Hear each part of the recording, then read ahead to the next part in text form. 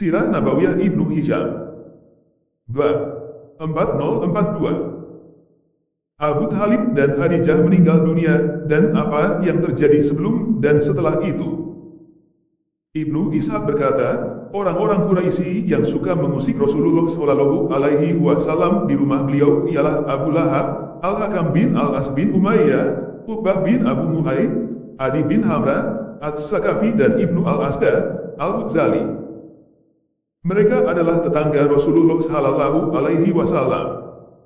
Di antara mereka, yang masuk Islam hanyalah Al-Hakam bin Abu Al-As. Suatu ketika, salah seorang dari mereka melemparkan usus kambing kepada Rasulullah Shallallahu Alaihi Wasallam pada saat beliau sedang sholat. Seperti dikatakan kepadaku oleh Umar bin Abdullah bin Urwah bin Zubair dari Urwah bin Az-Zubair, bahwa jika dilempari oleh mereka, beliau keluar dengan membawa ranting pohon, kemudian usus tersebut dengannya sambil berkata, "Hai Bani Abdu Manaf, hubungan bertetangga macam apakah ini?" Kemudian beliau melemparkannya di jalan. Ibnu Ishaq berkata, pada tahun ini Khadijah wafat dan pada tahun yang sama, Abu Thalib juga meninggal dunia. Rasulullah Shallallahu Alaihi Wasallam mendapatkan banyak sekali ujian kehidupan setelah wafatnya Khadijah, karena sebelumnya Khadijah bagaikan penasihat beliau yang jujur dalam Islam, beliau mencurhatkan seluruh persoalannya kepadanya. Pasca kematian Abu Thalib, kehidupan beliau kian bertambah sulit, karena Abu Thalib adalah pelindung beliau, pemelihara dalam semua urusan beliau, orang yang sangat senantiasa mendukung dan membantu dalam menghadapi kaum beliau. Peristiwa tersebut terjadi 3 tahun sebelum Rasulullah Shallallahu Alaihi Wasallam hijrah ke Madinah. Tatkala Abu Thalib wafat, orang-orang Quraisy semakin leluasa mengganggu Rasulullah Shallallahu Alaihi Wasallam yang tidak mungkin mereka dapat melakukannya semasa Abu Thalib masih hidup. Suatu ketika, Rasulullah Shallallahu Alaihi Wasallam dihadang oleh seorang laki-laki stres dari Quraisy, kemudian ia menaburkan tanah ke atas kepala beliau. Ibnu Ishaq berkata, Hisham bin Urwah bercerita kepadaku dari ayahnya, Urwah bin Zubair yang berkata, setelah orang stres tersebut menaburkan tanah ke atas kepala Rasulullah Shallallahu Alaihi Wasallam, beliau pulang ke rumah dalam keadaan tanah tadi masih ada di atas kepala beliau. Salah seorang dari putri beliau berdiri untuk membersihkan kepala beliau sambil menangis. Rasulullah Shallallahu Alaihi Wasallam bersabda kepadanya, jangan menangis, karena sesungguhnya Allah senantiasa menjaga ayahmu. Beliau juga berkata, orang-orang Quraisy selalu gagal melakukan aksinya kepadaku hingga Abu Thalib meninggal dunia. Ibnu Ishaq berkata, pada saat orang-orang Quraisy mendengar sakit Abu Thalib, sebagian mereka berkata kepada sebagian yang lain, sesungguhnya Hamzah dan Umar telah masuk Islam dan Islam telah menyebar luas di kabilah-kabilah Quraisy secara keseluruhan.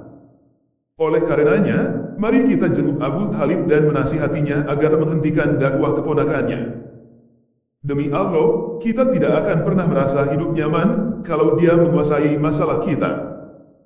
Ibnu Ishaq berkata, Al-Abbas bin Abdullah bin Wabbad berkata, dari sebagian keluarganya, dari Ibnu Abbas ia berkata, orang-orang Quraisy itu lalu datang kepada Abu Thalib dan merayunya.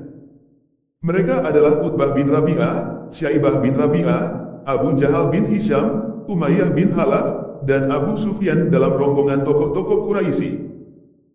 Mereka berkata kepada Abu Thalib, hai Abu Thalib, seperti telah engkau ketahui sesungguhnya engkau bagian dari kami dan kami khawatir atas kondisimu. Sungguh engkau telah menyaksikan sendiri pertentangan antara kami dengan ponakanmu.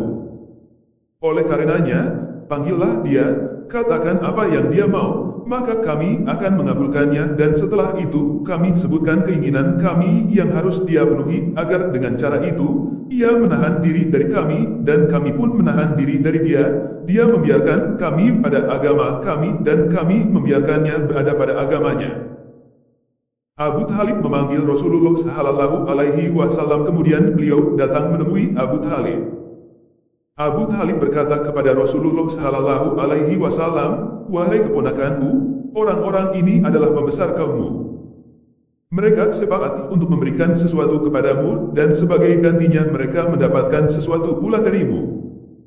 Rasulullah Shallallahu Alaihi Wasallam bersabda, baiklah, wahai pamanku, hanya ada satu kalimat. Jika mereka memberikannya padaku, maka mereka dapat menguasai Arab, dan orang-orang non-Arab akan tunduk kepada kalian. Abu Jahal berkata, ya, jangankan 1, 10 kalimat pun boleh kau ucapkan. Rasulullah Shallallahu Alaihi Wasallam bersabda, katakanlah la ilaha illallah dan tinggalkan apa saja yang kalian sembah selain Allah. Tokoh-tokoh Quraisy bertepuk tangan, kemudian mereka berkata, wahai Muhammad, apakah engkau mau menjadikan Tuhan-Tuhan itu satu saja? Sungguh, ini sangatlah konyol. Sebagian dari mereka berkata kepada sebagian yang lain, demi Allah, orang ini hanya mempermainkan kita. Pulanglah kalian dan berpegang teguhlah kalian kepada agama leluhur kalian, hingga Allah memutuskan perkara di antara kita dan dirinya. Setelah itu, mereka keluar berpencar dari rumah Abu Thalib. Sejurus kemudian, Abu Thalib berkata kepada Rasulullah Shallallahu Alaihi Wasallam, demi Allah, wahai ponakanku, permintaanmu itu sebenarnya sangatlah ringan. Ketika Abu Thalib berkata seperti itu, Rasulullah Shallallahu Alaihi Wasallam mengharapkannya masuk Islam. Beliau berkata kepada Abu Thalib, wahai pamanda, ucapkanlah satu kalimat, maka dengan kalimat tersebut engkau akan mendapatkan syafaatku pada hari kiamat.